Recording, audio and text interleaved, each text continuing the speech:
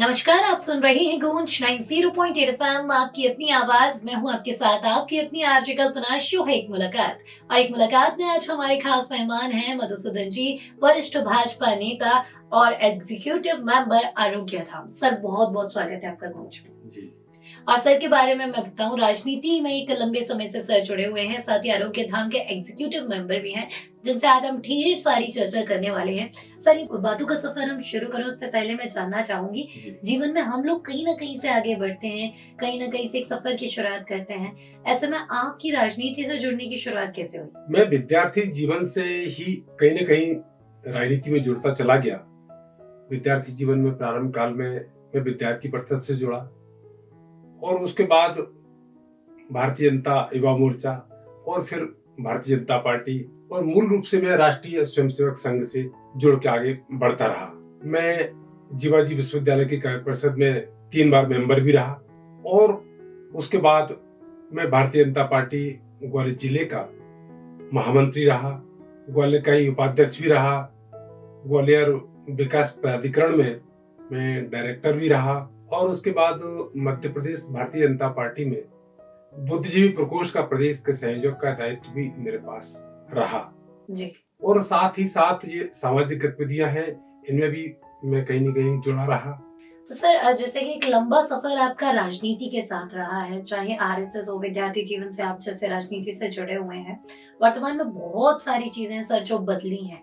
और मैं जानना चाहूंगी सर, एक समय जब आपने राजनीतिक क्षेत्र में कदम रखा था, तब से लेकर और अब तक हम बात करें, कितना परिवर्तन आप राजनीति में देख? मैं 1988-89 के आसपास, बल्कि विद्यार्थी जीवन में ही मैं 86-87 से विद्यार्थी परिषद में जुड़ गया था और उसके बाद राम मंदिर के आंदोलन के बाद मैं जुड़ता चला गया और मैं कब इस फील्ड में आ गया मुझे खुद ही पता नहीं लगा। जी। और समय के साथ साथ बदलाव होते हैं, धीरे धीरे करके लोकतंत्र हमारे देश का मजबूत हुआ है पहले से और जनता भी बहुत जागरूक हुई है। जी। सर, इसी के साथ एक और बात मैं पूछूं, जैसे बहुत सारे युवा हैं, आप खुद विद्यार्थी जीवन में राजनीति से जुड़े, बहुत सारे युवा हैं जो राजनीति की ओर आकर्षित होते हैं, क्योंकि कहीं ना कहीं उन्हें वो सारी चीजें दिखती हैं आज के समय में, आज के परिप्रेक्ष्य में, कि वो उन्हें आगे ले जा सकता है या चमचमाता हुआ एक राजनीति का चेहरा दिखता है। क्या कहना चाहेंगे आप उन युवाओं से जो राजनीति में आना चाहते हैं, जुड़ना चाहते हैं? मेरा तो कल्पना जी इतना ही कहना है कि उनको कभी भी राजनीति करना है ऐसा उद्देश्य लेके आगे नहीं आना चाहिए। उनके मन में कहीं न कहीं सामाजिक उद्देश्य प्राथमिकता के आधार पर रहना चाहिए। हम समाज के अंदर जो पीड़ित मानवता है और समाज में जो पिछड़े हुए लोग हैं, हम उनके साथ किस प्रकार से मदद कर सकते हैं, या हमारे यहाँ जैसे हम ग्वालियर अंचल में रहते हैं, हमारे यहाँ पर्यावरण को नुकसान हो रहा है, हम इसमें किस प्रकार से अपना योगदान दे सकते हैं। ये इस प्रकार की चीजें दिमाग में आएंगी, ये सोच के हम कुछ समाज में काम करेंगे तो राजनीति में आपका स्थान स्वतः बनेगा। हम राजनीति करने आए हैं, राजनीति कोई व्यापार तो है नहीं, हम करने आए। राजनीति में लोग समाज सेवा के माध्यम से आते हैं, उसका नाम आज के समय में राजनीति दे दिया गया है। राजनीति कोई व्यापार नहीं है। जी। और यकीन मानिए, जब तक आपका सेवा भाव नहीं होगा, तब तक आप अपने आप को एक सफल राजनीतिज्ञ कह भी नहीं पाएंगे, क्योंकि राजनीति जब आप शुरू करते हैं तब से, और मुझे लगता है एक लंबा समय राजनीति आपसे मांगती है और हर बार आप कुछ सीखते हैं, और इसी सीखने को आगे बढ़ने को राजनीति कहते हैं, ना कि कोई बेहतरीन से पद पर बैठकर सिर्फ एक कुछ चीजों में अपने आप को हाईलाइट करना या फिर वहां पाना जहां पर आप चकाचौंध देख रहे हैं, क्योंकि राजनीति का मूल उद्देश्य है सेवा, और जब तक आपके अंदर ये भावना नहीं होगी, आप आगे नहीं बढ़ पाएंगे। सर, इसी के साथ आपसे मैं एक और बात जानना चाहूंगी, आरोग्य धाम के एग्जीक्यूटिव मेंबर हैं सर आप, ऐसे में जानना चाहूंगी, हम आरोग्य धाम की बात करें, वर्तमान में अभी एक संचालित है, ऐसे में कैसे इस आरोग्य धाम की शुरुआत हुई, क्या इसका उद्देश्य था? आज से लगभग 20-22 साल पहले जी। राष्ट्रीय स्वयंसेवक संघ के कुछ अधिकारियों के साथ में बैठ के कल्पना हुई कि यहाँ ग्वालियर में कोई इस प्रकार का चिकित्सालय नहीं है। एक गरीब व्यक्ति कहीं दूर सुदूर गांव से आता है, या कभी राजस्थान के किसी गांव से, सीमावर्ती प्रांत है यहाँ से आता है, या उत्तर प्रदेश से आता है, या छतरपुर रीवा से कोई आता है, तो इनको यहाँ कहीं न कहीं एक महंगा इलाज मिलता है।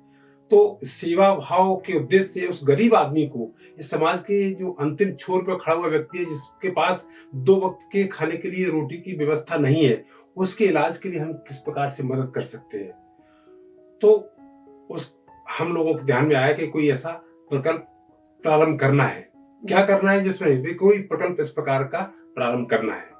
समय के साथ साथ दिमाग में बातें आती रहीं और इस प्रकल्प को तैयार करने के लिए हम लोगों ने ग्वालियर में, आप लोगों ने नाम सुना होगा, जानता राजा, महाराष्ट्र में बहुत प्रचलित है, एक नाटक, उसका मंचन करवाया था और उस नाटक के माध्यम से कुछ राशि हम लोगों को मिली थी। बाद में समाज के लोगों ने बहुत आगे बढ़ के हम लोगों को मदद करी और उसके माध्यम से धीरे धीरे हमने इस प्रकल्प को प्रारंभ किया और एक छोटी सी ओपीडी के माध्यम से इस अस्पताल को प्रारंभ किया गया और आज इतना बड़ा अस्पताल का रूप ले चुका है कि यहाँ लगभग 600 मरीजों की प्रतिदिन की ओपीडी होती है, लगभग। जी सर, इसी के साथ बात करूं, हाल ही में एक और नया आरोग्य धाम जो है प्रस्तावित है गोले के मंदिर पे। सर, क्यों जरूरत पड़ी आरोग्य धाम, क्योंकि अभी वर्तमान में एक संचालित है और दूसरे की हमें आवश्यकता क्यों पड़ी? इसमें मैं आपको ये कहना चाहता हूँ कि जब हमारे अस्पताल जो ओपीडी के रूप में प्रारंभ किया गया था छोटा सा,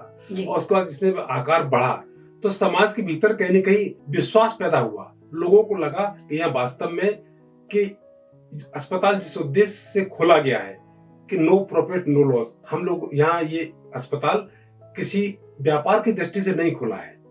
सिर्फ जो हम लोगों के खर्चे होते हैं उन खर्चों को ही हम लोग उसमें से निकालने का प्रयास करते हैं, उससे अधिक हम लोग नहीं लेते हैं। आप ये देखेंगे कि कहीं किसी भी हमारा किसी से कंपटीशन नहीं है, हमारा आरोग्य धाम का स्वयं से ही कंपटीशन है कि हम कम से कम खर्चे में हम मरीज को क्या दे सकते हैं। हर बार हर समय मीटिंग में चर्चा होती है कि हम मरीज के लिए बेहतर से बेहतर क्या कर सकते हैं। इस ग्वालियर शहर में हमारा किसी अस्पताल से, हमारी ओर से कोई कंपटीशन नहीं है और इसी कारण से समाज के भीतर, समाज के विभिन्न वर्गों के भीतर, चाहे वो पढ़ा लिखा तबका हो, गरीब हो, अमीर हो, सभी लोगों के बीच में आरोग्य धाम चिकित्सालय एवं अनुसंधान केंद्र की विश्वसनीयता इतनी बड़ी है कि हम लोगों की आज ओपीडी जो है 600 के आसपास पहुंची है। ओपीडी के समय में हमारे परिसर में पैर रखने को जगह नहीं होती है। आप कभी आए तो देखें।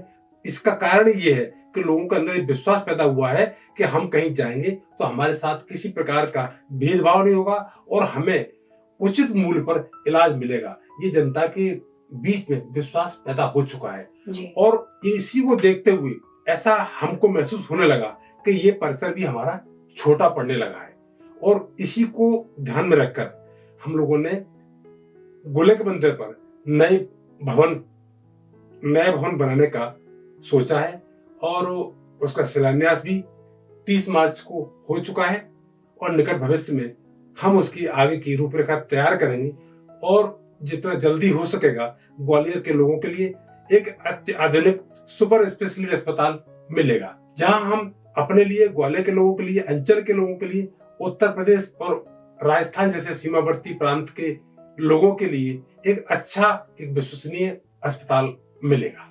और यकीनन कुछ ऐसी ही सराहनीय पहल जब सामने आती हैं तो लगता है कि वाकई में समाज में कुछ अच्छे लोग अभी भी हैं जो समाज के लिए सोचते हैं, क्योंकि समाज से लेना हम सभी जानते हैं, लेकिन जब बात आती है समाज को देने की तो हमारा ये सबसे बड़ा दायित्व हो जाता है कि हम समाज को देकर क्या चाहेंगे।